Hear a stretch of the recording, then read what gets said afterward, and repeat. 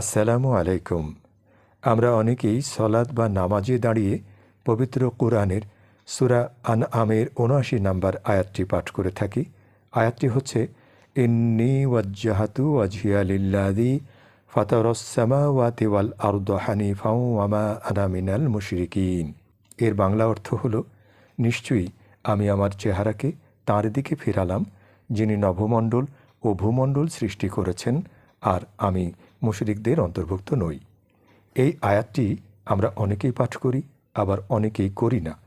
যারা এটি পাঠ করি তাদের জন্য বলি, এবং মূলত আয়াতটির গুরুত্ব উপলব্ধির জন্য বলি। এখানে অত্যন্ত গুরুত্বপূর্ণ কথা বলা হয়েছে। চেহারা হলো কোনো কিছুর পরিচয় বা কোনো কিছুকে চেনার উপায়। চেহারাই হলো পরিচয়ের আসল উপায়। কোনো কিছুকে শনাক্ত করতে তার চেহারার প্রয়োজন হয়। মহান আল্লাহ তাআলা সুন্দর করে সুন্দর অবয়ব দিয়ে মানুষ সৃষ্টি করেছেন। তিনি মহান সত্তা, তিনি সব কিছুর একমাত্র মালিক। তিনি আসমান ও জমিন সৃষ্টি করেছেন। আসমান ও জমিনের একমাত্র মালিক তিনি, তার কোনো অংশীদার নাই। আমরা যেন তাঁর সাথে কোনো ধরনের অংশীদারিত্ব না করি, অর্থাৎ শিরক না করি। আর আমরা তো মুশরিকদের দলভুক্ত নই। মুসলিম তো কখনো মুশরিক হতে পারে না। সলাত বা নামাজে দাঁড়িয়ে আমরা অনেকেই সূরা আনআমের এই ৭৯ নম্বর আয়াতটি পাঠ করে মূলত এই কথাগুলোরই সাক্ষ্য প্রদান করে থাকি। এটাকে আমরা অনেকেই জায়নামাজের দোয়া বলে থাকি। কিন্তু সলাত বা নামাজে আমরা সবাই তো আর জায়নামাজ ব্যবহার করি না। মসজিদে হোক, বাড়িতে হোক বা যেখানেই হোক, ওয়াক্ত বা সময় হলেই আমরা পাক পরিষ্কার জায়গা দেখে সলাতে দাঁড়িয়ে যাই। তাই এটাকে আলাদাভাবে জায়নামাজের দোয়া বলার কিছু নেই। বলা যেতে পারে নামাজে দাঁড়িয়ে পড়ার দোয়া। তবে যাই হোক, এটাকে জায়নামাজের দোয়া বা নামাজে দাঁড়িয়ে পড়ার দোয়া যাই বলি না কেন, সূরা আনআমের এই ৭৯ নম্বর আয়াতটির গুরুত্ব অত্যন্ত ব্যাপক। সলাতে দাঁড়িয়ে বলি, জমিনের একমাত্র মালিক আল্লাহ, আমি মুশরিক নই, আমি শিরক করি না।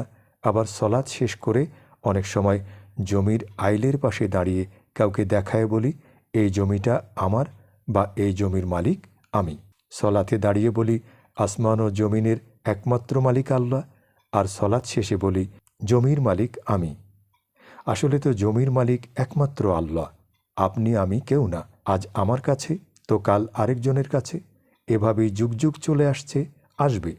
জমি তো জমির জায়গায় পড়ে আছে, থাকবে। হচ্ছে শুধু হাত বদল। কারো কাছেই এটা স্থায়ী নয়। আর যেটা স্থায়ী নয় সেটার মালিকানা দাবি করা বোকামি ছাড়া আর কিছু নয়। একমাত্র আল্লাহ স্থায়ী, আল্লাহই সব কিছুর মালিক। অথচ দুনিয়ার জমিনের মিথ্যে মালিক সেজে অহংকারে মাটিতে পা পড়ে না আমাদের।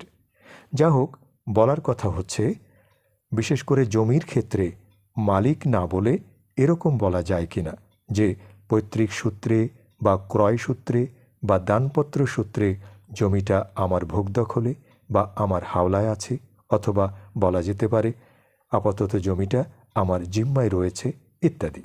বিশেষ করে জমির ক্ষেত্রে আমি জমির মালিক বলা যাবে কিনা, এবং বললে তা শিরকের পর্যায়ে পড়ে কিনা, বিষয়টি সম্পর্কে সমাধানের লক্ষ্যে সম্মানিত বিজ্ঞ আলেম ওলামাগণের কাছে বিনীতভাবে আবেদন রাখি। আসসালামু আলাইকুম ওয়া রাহমাতুল্লাহি ওয়া বারাকাতুহু।